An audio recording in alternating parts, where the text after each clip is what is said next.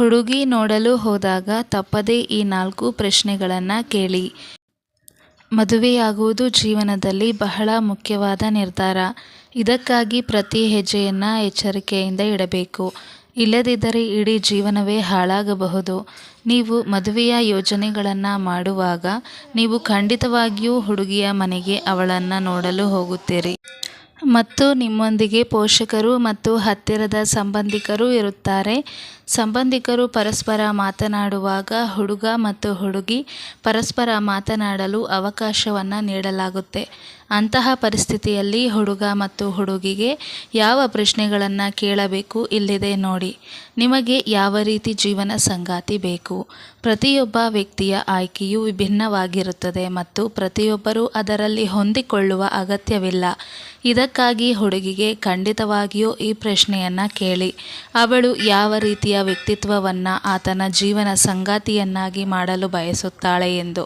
ಸಾಮಾನ್ಯವಾಗಿ ಹುಡುಗಿಯರು ಪ್ರಬುದ್ಧ, ಕಾಳಜಿ ಇಲ್ಲ, ವಿದ್ಯಾವಂತ, ಆರ್ಥಿಕವಾಗಿ ಸ್ವತಂತ್ರ ಹುಡುಗರನ್ನು ಇಷ್ಟಪಡುತ್ತಾರೆ.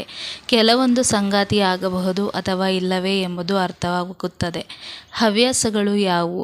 ಸಂಬಂಧದ ಬಗ್ಗೆ ಮಾತನಾಡುತ್ತಾ ಹುಡುಗನು ತನ್ನ ಇಷ್ಟಗಳು ಮತ್ತು ಆಸಕ್ತಿಗಳು ಮತ್ತು ಇಷ್ಟಗಳ ಬಗ್ಗೆ ಹುಡುಗಿಯರಿಂದ ವಿವರಗಳನ್ನು ಪಡೆಯಬೇಕು. ಉದಾಹರಣೆಗೆ, ಅವರ ಹವ್ಯಾಸಗಳು ಯಾವುವು ಅಂದರೆ ಈ ಚಲನಚಿತ್ರಗಳನ್ನು ನೋಡುವುದು, ಪ್ರಯಾಣಿಸುವುದು, ಶಾಪಿಂಗ್ ಮಾಡುವುದು, ಮೇಕಪ್ ಮಾಡುವುದು, ಅಡುಗೆ ಮಾಡುವುದು, ಚಿತ್ರಕಲೆ ಮಾಡುವುದು ಒಳಗೊಂಡಿರುತ್ತದೆ. ಇದರಿಂದ ಮದುವೆಗೆ ಸಂಬಂಧಿಸಿದಂತೆ ನಿರ್ಧಾರ ತೆಗೆದುಕೊಳ್ಳಲು ಸುಲಭವಾಗುತ್ತದೆ.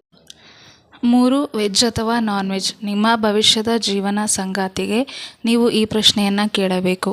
ಅವರು ಸಸ್ಯ ಅಥವಾ ಮಾಂಸಾಹಾರಿ? ಏಕೆಂದರೆ ಬೇರೆ ಆಯ್ಕೆ ಇದ್ದರೆ ನಂತರ ಜೀವನವು ಕಷ್ಟಕರವಾಗುತ್ತದೆ. ಏಕೆಂದರೆ ಡೈನಿಂಗ್ ಟೇಬಲ್ನಲ್ಲಿ ಊಟ ಮಾಡುವವರು ಮಾಂಸಾಹಾರಿ ಆಹಾರವನ್ನು ಸೇವಿಸುವುದನ್ನು ಇಷ್ಟಪಡುವುದಿಲ್ಲ. ಅದೇ ಸಮಯದಲ್ಲಿ ಮಾಂಸಾಹಾರಿ ವ್ಯಕ್ತಿಯು ಮಾಂಸಾಹಾರಿಯಾಗಲು ತನ್ನ ಜೀವನ ಸಂಗಾತಿಯನ್ನು ಪ್ರಚೋದಿಸುತ್ತಾನೆ. ಇದರಿಂದಾಗಿ ವಿಭಿನ್ನತೆ ಉಂಟಾಗುತ್ತದೆ. 4. ಭವಿಷ್ಯದ ಯೋಜನೆ. ಪ್ರತಿಯೊಬ್ಬ ವ್ಯಕ್ತಿಯ ಮದುವೆಯ ನಂತರ ತಾನು ಯಾವ ರೀತಿಯ ಜೀವನವನ್ನು ನಡೆಸಬೇಕೆಂದು ಖಂಡಿತವಾಗಿ ಯೋಚಿಸುತ್ತಾನೆ. ಕೆಲವು ಹುಡುಗಿಯರು ಮದುವೆಯ ನಂತರ ಗೃಹಿಣಿಯಾಗಿ ಇರಲು ಬಯಸುತ್ತಾರೆ. ಆದರೆ ಅನೇಕ ಹುಡುಗಿಯರು ಮದುವೆ ನಂತರ ಕೆಲಸ ಮಾಡಿ ಆರ್ಥಿಕವಾಗಿ ಸ್ವತಂತ್ರವಾಗಿರಲು ಬಯಸುತ್ತಾರೆ. ಭವಿಷ್ಯದಲ್ಲಿ ಅವರು ತಮ್ಮ ಹೆಂಡತಿಯನ್ನು ಹೇಗೆ ನೋಡಬೇಕೆಂದು ಹುಡುಗನು ನಿರ್ಧರಿಸುತ್ತಾರೆ. ಅವಳು ನಿಮ್ಮ ಆಯ್ಕೆಗೆ ಸರಿಹೊಂದಿದರೆ ಮಾತ್ರ ನಂತರ ಅವರೊಂದಿಗೆ ಸಂಬಂಧವನ್ನು ಮುಂದುವರಿಸಿ. ಸ್ನೇಹಿತರೆ, ವಿಡಿಯೋ ಮಾಡಲು ಸಾಕಷ್ಟು ಶ್ರಮ ಪಡಬೇಕಾಗುತ್ತೆ. ಈ ವಿಡಿಯೋ ನಿಮಗೆ ಸ್ವಲ್ಪನಾದರೂ ಇಷ್ಟ ಆಗಿದರೆ ಲೈಕ್ ಮಾಡಿ. ಲೈಕ್ ಮಾಡೋದ್ರಿಂದ ನನಗೆ ಸಪೋರ್ಟ್ ಮಾಡಿದಂಗೆ ಇರುತ್ತೆ.